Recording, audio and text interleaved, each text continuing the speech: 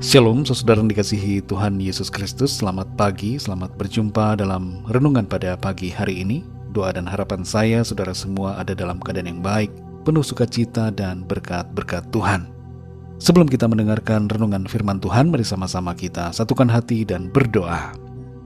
Tuhan Allah Bapa kami di dalam surga, Bapa dalam nama Tuhan Yesus Kristus, kami mengucap syukur untuk berkat perlindungan Tuhan dari malam hingga pagi hari ini. Kembali kami ada, kami boleh hidup dan bernafas. Semua kami percaya ada maksud Tuhan yang baik dalam hidup kami.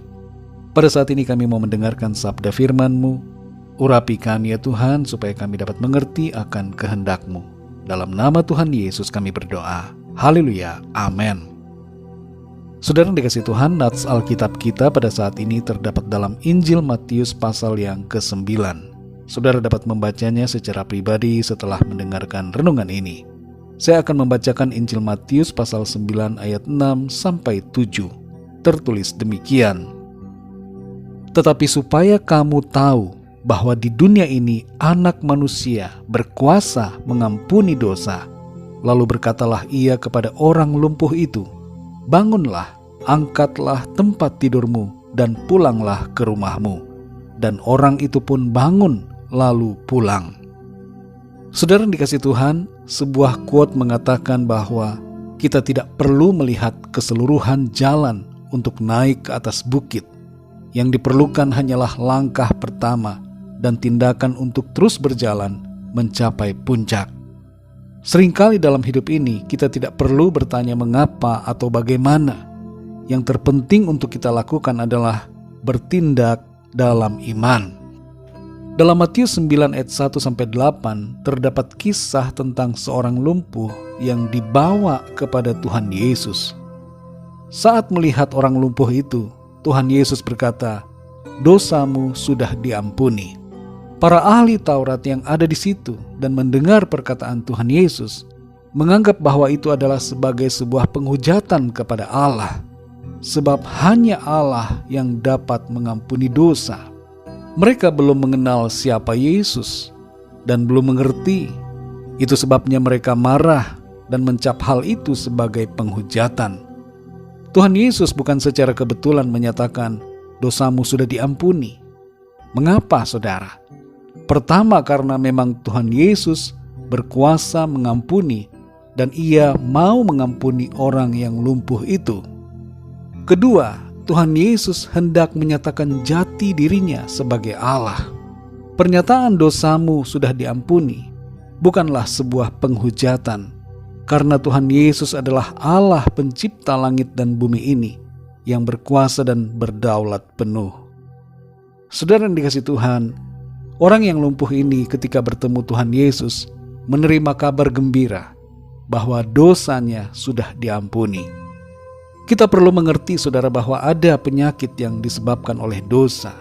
Dan ada juga penyakit yang disebabkan oleh faktor-faktor lain, seperti pola makan, gaya hidup, usia, dan sebagainya.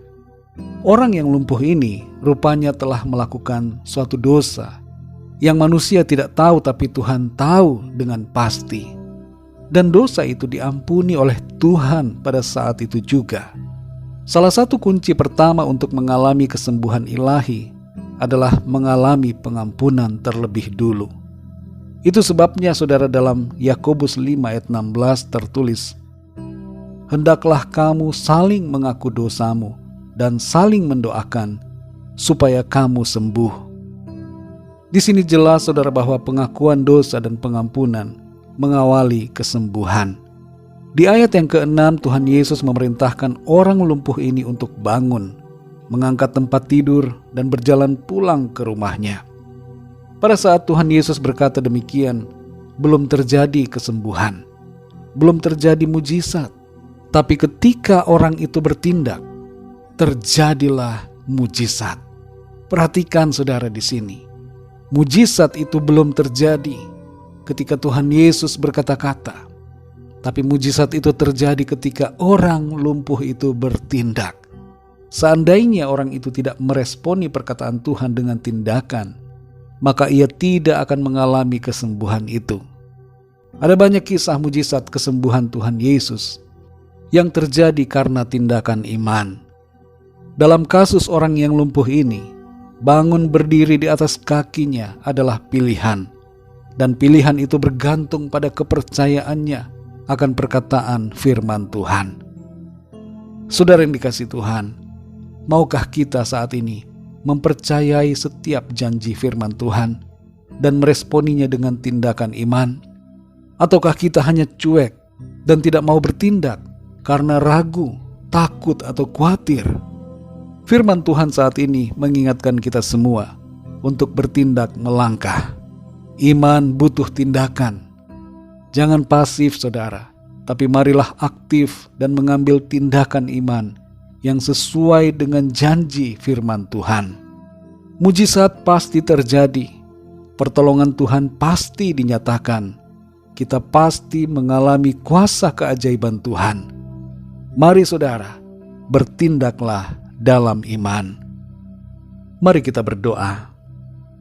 Bapa kami yang di sorga, Bapa dalam nama Tuhan Yesus Kristus, kami mengucap syukur untuk firman-Mu yang sudah kami dengar pada saat ini, mengajarkan kepada setiap kami, untuk kami melangkah, bertindak dalam iman. Bukan sekedar percaya dengan kata-kata, tapi berbuat menurut iman kami. Melangkah, bertindak sesuai dengan janji firman Tuhan. Kami percaya ya Tuhan, dengan bertindak sesuai janji firman-Mu, kami akan alami mujizat-Mu, kuasa-Mu yang nyata dalam kehidupan kami. Kuatkan kami selalu ya Tuhan, untuk melangkah dalam iman percaya kami di atas janji-janji firman-Mu. Terima kasih Tuhan, kuatkan kami terus ya Roh Kudus, dan pimpin kami selalu ada dalam jalan kebenaran-Mu. Berkati dan pimpin kami di sepanjang hari ini, dalam studi, dalam tugas, usaha, pekerjaan, dan segala aktivitas kami. Biarlah semua yang kami lakukan memuliakan nama Tuhan. Kami berdoa bagi yang sakit dan dalam pergumulan, agar Tuhan menjamah, menyembuhkan, dan memberikan pertolongan-Mu yang ajaib atas setiap kami. Terima kasih Bapa, dalam nama Tuhan Yesus Kristus, Tuhan dan Juru Selamat kami berdoa dan mengucap syukur. Haleluya. Mari sama-sama kita berdoa doa Bapa kami. Bapa kami yang di sorga, dikuduskanlah nama-Mu, datanglah kerajaan-Mu, jadilah kehendak-Mu di bumi seperti di sorga. Berikanlah kami pada hari ini makanan kami yang secukupnya, dan ampunilah kami akan kesalahan kami, seperti kami pun mengampuni orang yang bersalah kepada kami. Dan janganlah membawa kami ke dalam pencobaan, tetapi lepaskanlah kami daripada yang jahat, karena Engkaulah yang mempunyai kerajaan dan kuasa dan kemuliaan sampai selama-lamanya. Amin. Terimalah berkat Tuhan. Tuhan memberkati engkau dan melindungi engkau. Tuhan menyinari engkau dengan wajah-Nya dan memberikan kasih karunia. Tuhan menghadapkan wajah-Nya kepadamu dan memberikan damai sejahtera. Berkat anugerah dari Bapa Surgawi, cinta kasih karunia dari Tuhan Yesus Kristus, dalam persekutuan dan penghiburan Roh Kudus, menyertai kita semua, sekarang ini dan sampai selama-lamanya. Dalam berkat nama Tuhan Yesus Kristus. Haleluya. Amin. Puji Tuhan, saudara yang dikasihi Tuhan, saya percaya firman Tuhan menjadi berkat dan kekuatan buat saudara semua, dan Roh Kudus akan menolong saudara untuk lebih lagi memahami kebenaran firman Tuhan. Tuhan Yesus memberkati saudara semua. Sampai jumpa dalam renungan yang berikutnya. Haleluya.